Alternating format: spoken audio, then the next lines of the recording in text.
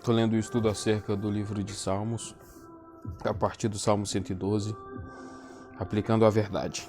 Esse acróstico começa onde terminou o salmo anterior. É muito provável que o mesmo poeta foi responsável por ambos. Ele é uma exposição de Salmo 110, 111:10 e também uma aplicação dos atributos do próprio Deus à vida dos fiéis. Em termos de comparação com Efésios 2, do 4 ao 10, se o Salmo 111 celebra a graça de Deus, esse salmo elogia as boas obras que são a sua consequência pretendida. Deus pode ser louvado de forma correta somente por aquela pessoa cuja vida é marcada pela reverência e pela obediência. Essa pessoa compreende a alegria das promessas da aliança do Antigo Testamento relacionadas à prosperidade material. A sua família iria compartilhar das suas bênçãos, Êxodo 20.6. Não é só a justiça de Deus que dura para sempre, confira 111:3. Mas a do próprio salmista também, aqui no sentido do ideal de uma vida abençoada, pretendida por Deus, correta em todos os sentidos. Além disso, ele se torna a luz que brilha nas trevas, encorajando e ajudando outros que estão angustiados. Reflete como um espelho os atributos de Deus, da bondade e da generosidade. E é um canal vivo da bondade de Deus. Rico que é, não é avarento, mas compartilha o que Deus lhe deu com os pobres. Abençoado, torna-se bênção para os outros. Ele não passa por cima dos interesses dos seus compatriotas, mas com honestidade conduz os seus negócios. Venha o que vier, seu coração está seguro com a segurança dada por Deus, e as pessoas nunca vão esquecer o seu bom exemplo.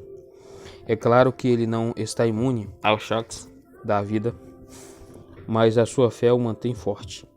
Firme no seu coração, ele jamais será abalado. À luz do versículo 1, a mensagem do salmista é: temei a ele, ó santos, e não tereis então nada mais a temer. Ele vai conhecer o sucesso na vida e fazer por merecer o respeito dos outros. O retrato da prosperidade como recompensa pela virtude é destacado pela última referência à inveja e frustração do ímpio, que nem vê nenhuma de suas ambições de se tornar realidade.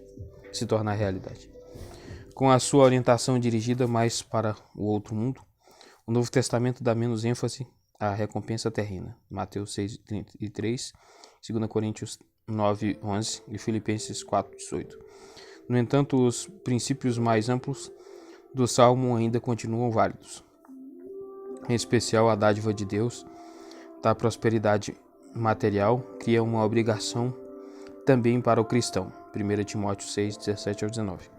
Paulo cita o versículo 9, em 2 Coríntios 9:9, como uma ilustração de um contribuinte alegre. O versículo 4 é ambíguo no contexto, é mais provável que seja uma descrição do fiel. No versículo 4, a linguagem que é usada para se referir a Deus em outros textos é transferida, Mateus 5:14, João 8:12 e Filipenses 2:15. Salmo 113, a glória e a graça de nosso Deus. Esse é o primeiro dos salmos do Alel egípcio, Salmo 113 e 118, que eram cantados regularmente em todas as grandes festas israelitas. No século I a.C., eram cantados em família ao redor da mesa. Na celebração da Páscoa, os dois primeiros salmos no início e o Salmo 115 a 118 no final. Assim, isso foi uma das coisas que aconteceram na última ceia no cenáculo. O convite para o louvor, versículo 1 ao 3.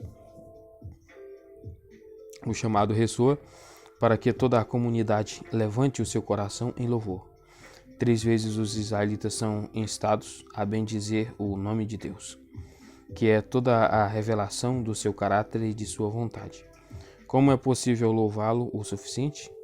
Fazer isso de forma apropriada levaria o restante de todo o tempo. Efésios 3:18. E as línguas combinadas de todas as criaturas da terra. Malaquias 1:11. Nenhuma expressão menor no tempo ou no espaço deve ser dada a ele. O grupo que se reuniu não ficou isento do louvor por causa disso, mas sentiu de forma mais intensa sua própria obrigação de fazer a sua parte lá e então. O incentivo ao louvor, versículo 4 a 9. O Deus de Israel, Javé, é maior do que tudo mais que possa representar poder. As nações imperiais, querendo impressionar e ameaçando o pequeno país de Israel, não era nada em comparação com o grande Senhor da história. O mundo da natureza, majestoso e admirável para o observador, necessariamente é menor do que aquele que o criou. Mesmo assim, ele não é um ser remoto. É impressionante como sua glória serve para destacar a sua graça incomparável. Ele não é somente supremo, mas também singular, como Deus que coloca o seu trono em lugar tão alto, mas se digna a olhar tão baixo. Neb. Mesmo sendo tão elevado, se inclina com graça para o nosso mundo, para onde estamos. A título de ilustração, o salmista lembra Ana e o seu cântico de louvor. 1 Samuel 1 e 2. Com base na experiência dela, ele observa que Deus pode dar vida nova de forma miraculosa. A feliz mãe, cujas súplicas foram finalmente atendidas, tem motivos para louvar, pois o Deus do universo é também o Deus da família. Com base no cântico de Ana, o salmista retoma o tema do livramento. 1 Samuel 2,8. Deus cuida do pobre, que revira os resíduos no lixão da vila, do necessitado marginalizado e sofredor para o qual a sociedade não tem lugar. Confira Jó 2,8. Quando mais tarde eles estão reabilitados e sua honra é restaurada, eles também têm motivos para louvor. Redimidos, curados, restaurados, perdoados. O Deus do universo é também o Deus do necessitado espiritual. Um Deus como esse merece o nosso louvor. Salmo 114, o êxodo ao som de música. Esse é o segundo dos salmos do Alel. Retoma o tema dos fundamentos da fé israelita, a fonte da compreensão que Israel tem de si mesmo e da sua relação com Deus. Trata do seu tema sagrado de forma incomum, com um estranho senso de humor. O nascimento da nação, versículo 1 e 2. Israel pensava em si mesmo como um povo essencialmente liberto e redimido. Lembrava-se com gratidão do tempo em que o fardo da opressão estrangeira havia sido retirado e haviam se tornado livre. Não livre em qualquer sentido anárquico, mas livre para entrar no serviço prestado a Deus. Por meio do êxodo, eles se tornaram um povo santo, que adorava a Javé como seu Deus, e um povo vassalo que o considerava o seu rei. Êxodo 19:6 e Apocalipse 1:6. Os milagres do êxodo, versículo 3:4. A travessia do Mar Vermelho e do Jordão e o terremoto do Monte Sinai, Êxodo 14:21 e Josué 3:14-17. Eram os eventos que eles celebravam com cânticos. Aí algo aconteceu. Foi tão tremendo que as suas testemunhas se retiraram e se afastaram assustadas e chocadas. O Mar Vermelho fugiu, o Jordão parou de fluir e pareceu retroceder, enquanto os montes saltaram como ovelhas assustadas. Perguntas inevitáveis. Versículos 5 e 6. O que poderia ter acontecido? Qual foi o problema? Vamos perguntar a eles, sugere o salmista. Pela fé, os anos voam e os adoradores se sentem como se estivessem presentes nos próprios eventos e como se tudo tivesse acabado de acontecer. Ouvem-se as respostas, versículos 7 e 8. Esse é o ponto principal do salmo, para o qual conduziu tudo o que veio antes. Deus, que até aqui foi mencionado apenas indiretamente de Deus, versículo 2, é agora revelado de forma dramática como o herói divino do Êxodo, cuja presença com seu povo causou esse temor. O soberano estava lá com poder. Desde então Israel nunca tinha ficado sozinho, mas estava debaixo da sua sombra protetora. Todo mundo é convidado a compartilhar o interesse antigo da natureza por um Deus tão grande que se revelou no meio deles na história e continuamente se revela na adoração que oferecem no templo. Ele é um Deus que opera milagres e consegue transformar aridez em bênção para o seu povo. Êxodo 17:6 e Números 20:11. Versículo 2, Judá e Israel, aqui provavelmente são sinônimos. Salmo 115, o seu auxílio e escudo. O Salmo 115 a 118 constituem a segunda parte do Alel. Eles eram o hino cantado no final da refeição pascal modificada que foi celebrada no cenáculo, Marcos 14:26. O povo de Deus está numa situação de angústia e fraqueza. Eles levam a sua petição e o seu louvor a Ele como aquele que tem poder para ajudá-los. Deprimidos em virtude das circunstâncias exteriores, recuperam seu ânimo espiritual no templo. Apelos à honra de Deus, versículo 1 e 2.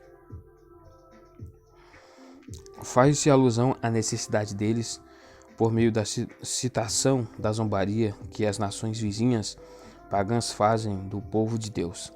A reputação de Deus está em jogo, e essa é a preocupação do povo e não algum interesse egoísta. Eles se baseiam nas promessas de Deus e no seu relacionamento de aliança com eles. O louvor ao poder de Deus. Versículo 3 a 8.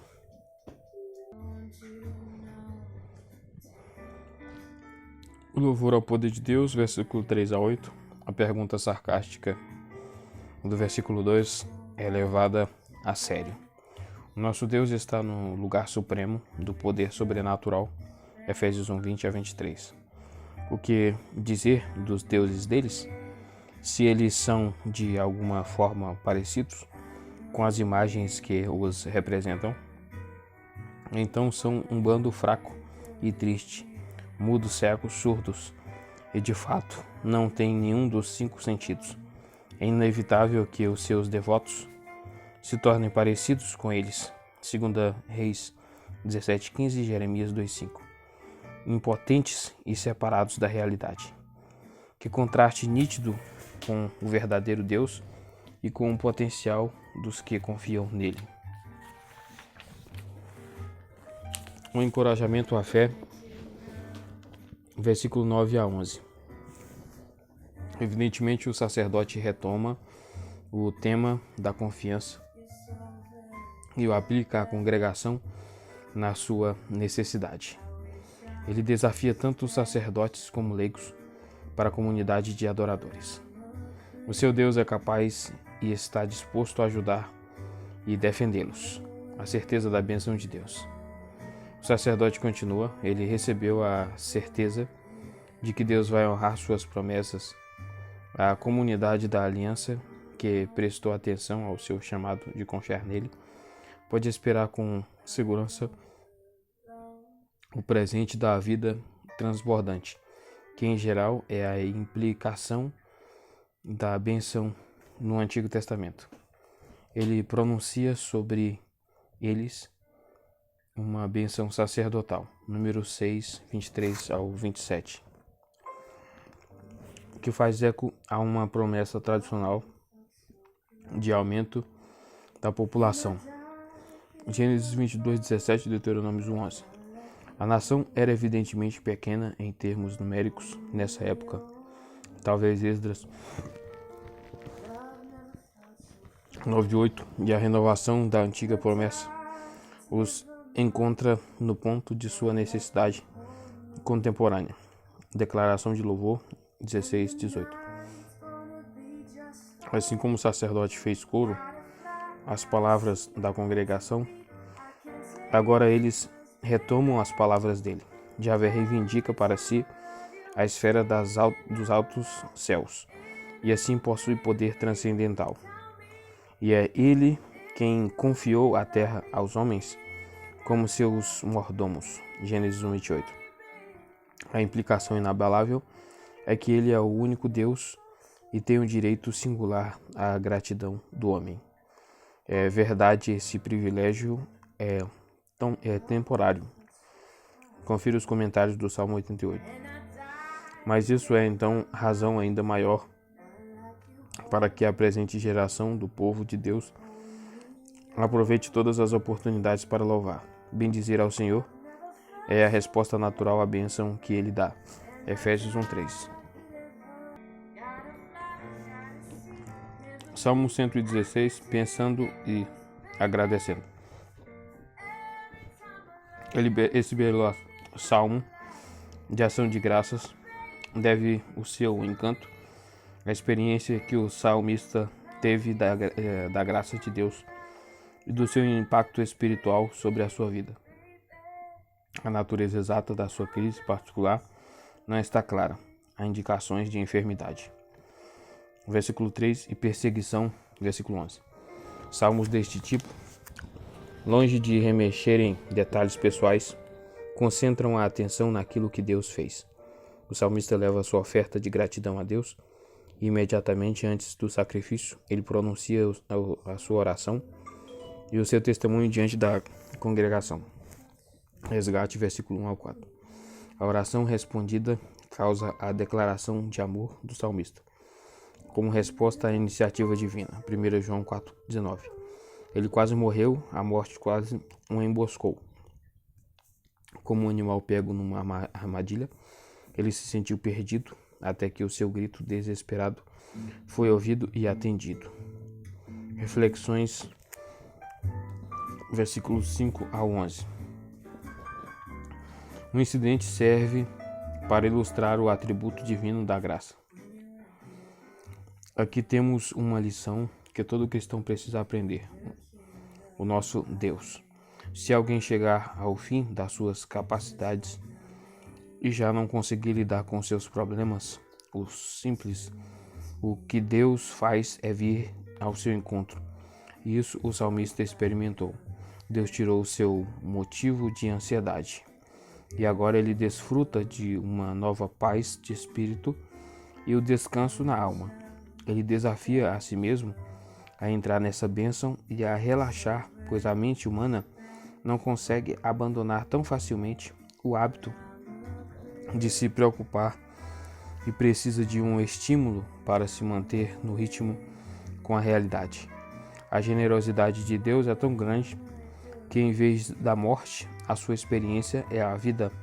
Em vez de olhos cheios de lágrimas, olhos fixos em Deus como o seu guia e mestre. Em vez de pés que tropeçam, uma caminhada segura, que é marcada pela obediência a Deus. Gênesis 17, 1 e 48, 5. Por fim, ele implicitamente encoraja outros a continuarem firmes na fé, especialmente em épocas de crise. A confiança na humanidade pode se mostrar amargamente frustrante, como ocorreu no caso dele, mas a confiança em Deus nunca fica sem recompensa. Reação, versículo 12 e 19.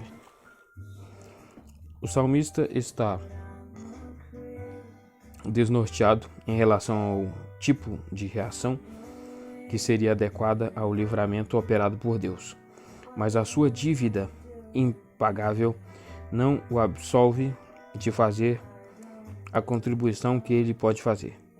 Logo ele vai apresentar uma oferta derramada de vinho como parte do ritual de ação de graças, Números 28, 7. O cálice vai ser um testemunho da salvação realizada por Deus. Ele vai participar da adoração, invocarei o nome do Senhor. Ele vai cumprir em público as promessas que fez em secreto, em termos de dificuldade, que era apresentar uma oferta de gratidão. Ele aprendeu pela experiência que é valiosa aos olhos de Yahvé a morte dos seus fiéis. Confira 72:14. E que ele é rápido em impedir uma tragédia dessas. Liberto e grato, o salmista dedica novamente a sua vida ao serviço de Deus. Como parafraseou Charles Wesley, a misericórdia que soltou as minhas algemas é a mesma que me amarrou firmemente a ti. Versículo 10, a citação de 2 Coríntios 4,13 segue a Septuaginta. Versículo 15, às vezes Deus tem uma bênção maior para o cristão, Filipenses 1, 23 ao 20. Filipenses 1, 21 ao 23. Salmo 117, 1000 línguas. Esse é o salmo mais curto do saltério. É o hino de louvor cantado pela comunidade israelita. Extrai o seu tema do texto predileto de Israel pós-exílico. Êxodo 34:6, a descrição de Deus como aquele cujo amor leal por nós é imenso. Javé havia se revelado de uma vez por todas a seu povo como Deus, que faz promessas de amor e graça e as cumpre. É impossível exagerar no louvor a ele. De forma retórica, eles incluem a ajuda de todas as nações, desejando que 1000 línguas, por assim dizer, cantem um louvor ao grande Redentor, Charles Wesley. Entre parênteses, Charles Wesley. Involuntariamente espalham pelo mundo um convite que mais tarde tornou possível a participação dos gentios na graça da aliança. Romanos 15, do 8 ao 12. Os coralistas em potencial, contratados por Israel, mais tarde seriam parceiros de fé. Versículo 2, imenso, literalmente forte na BJ, como em 103:11. O cristão é lembrado da prova final do amor de Deus, que é tão forte quanto a morte. Cantares 8:3. É até mais forte, Romanos 8:37. E 1 Coríntios 15, do 55 ao 57. Salmo 118, do lado da vitória. Esse salmo evidentemente teve sua origem na celebração da vitória do rei e do povo de Israel. 2 Crônicas 20, 27 a 28. Mais tarde, provavelmente foi usado em comemorações periódicas da bondade de Deus, demonstrada no passado à dinastia de Davi e a Israel. É o último dos salmos do Halel. Vê comentário dos Salmos 113 e 115, cantados em casa na época da Páscoa. De acordo com a tradição judaica, era usado na festa das cabanas, para o qual aponta o versículo 27. Era um salmo processional iniciado fora das portas do templo e continuando no seu interior. Um chamado ao louvor.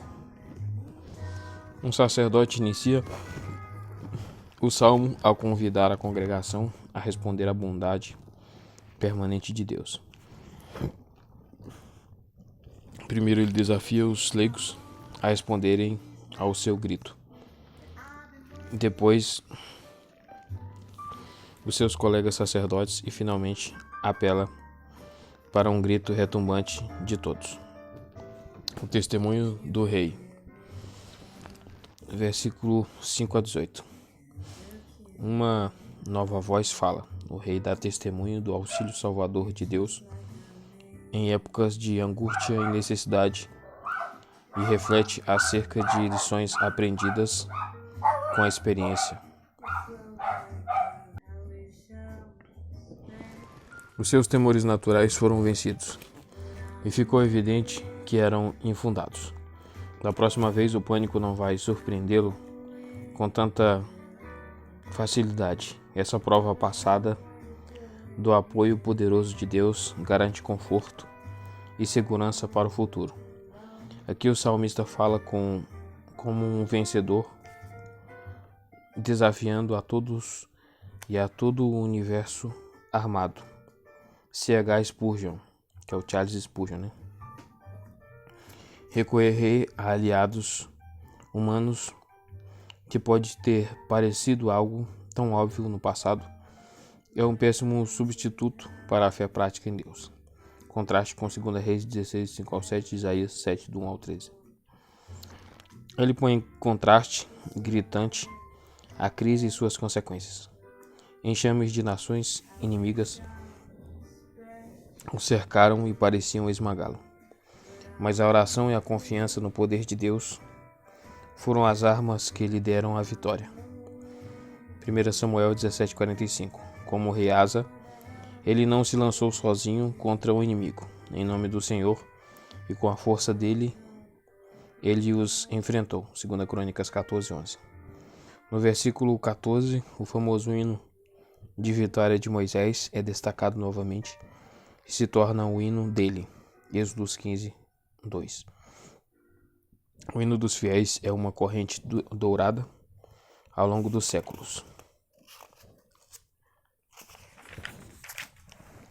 Nós o levantamos bem alto, nós o passamos adiante. O hino que nunca termina. T.H. Gil. Ele cita os hinos de triunfo do exército que testemunhavam na capacitação que Deus dá, e ele reconhece assim que toda vitória conquistada é somente dele, do Senhor. H. Albert. Tendo enfrentado a morte cara a cara, seu novo período de vida significa para ele uma oportunidade de louvor e de louvar o seu Salvador. Ele pode até incorporar a crise no seu louvor como evidência da mão disciplinadora de Deus para levá-lo de volta à sua vontade. Batendo nas portas, versículo 19 a 20. O rei solicita admissão no templo através das portas pelas quais só podem entrar os que estão em ordem com Deus, no seu coração e na sua vida justos. O seu chamado aos sacerdotes, guardas das portas, recebe uma resposta que confirma a condição do rei. Salmos 15 e 24. E contém convite implícito para que ele entre. A oração e o louvor do rei e da congregação. Versículo 21 a 29. No interior do templo, o rei vitorioso dá todo o crédito a Deus, ao seu Deus, fazendo eco ao versículo 14, evidentemente citando um provérbio. Ele contrasta suas perspectivas pouco promissoras de antes e durante a batalha com o glorioso clímax. O povo se envolve com o tema e relaciona o triunfo do rei com a capacitação de Deus e o considera um milagre. Eles se encorajam mutuamente a celebrar esse dia feliz de vitória em que o Senhor agiu. Pedem que esse sucesso não seja um incidente isolado, mas o padrão dos dias por vir. Como resposta, os sacerdotes pronunciam uma bênção sobre o rei e seu séquito, com palavras que sem dúvida lembram número 6, 24 a 26. Com base nisso, os israelitas confirmam a sua fé em Javé como seu verdadeiro Deus e expressam sua alegria porque ele fez resplandecer sobre eles a sua luz. Em seguida, os sacerdotes convidam o povo a fazer uma procissão pelo templo em direção ao altar, levando e abanando ramos e juntando-se ao cortejo festivo. Levíticos 23:40. Assim como o povo, o rei também confirma sua confiança em Deus. A voz sacerdotal do início é ouvida novamente no final. Ao garantir a vitória, Deus revelou sua bondade, que as graças retornem para ele. Como os outros salmos régios, esse foi herdado pelo Messias e se tornou extraordinariamente real na sua experiência. A alusão aos versículos 25 e 26, na entrada triunfal, é significativa. Marcos 11:9, Lucas 3:35. Hosana é o equivalente a salva-nos, usado no Novo Testamento como um grito alegre de aclamação. Jesus aplicou os versículos 25 e 23 a um conflito e a uma conquista maiores, sua paixão e ressurreição ainda por vir em Marcos 12:10. E em Atos 4:11, Pedro orgulhosamente fez eco do uso que o seu Senhor fizera. Esses versículos se tornaram parte importante do tema messiânico neotestamentário da pedra, Efésios 2, 20 e 21, 1 Pedro 2, 4 a 8. Versículo 22. A pedra angular era uma pedra quadrada e maciça, bem trabalhada, que garantia a estabilidade e firmeza das duas paredes contíguas que se apoiavam sobre ela. Salmo 119, a palavra é a verdade. Esse salmo, aqui já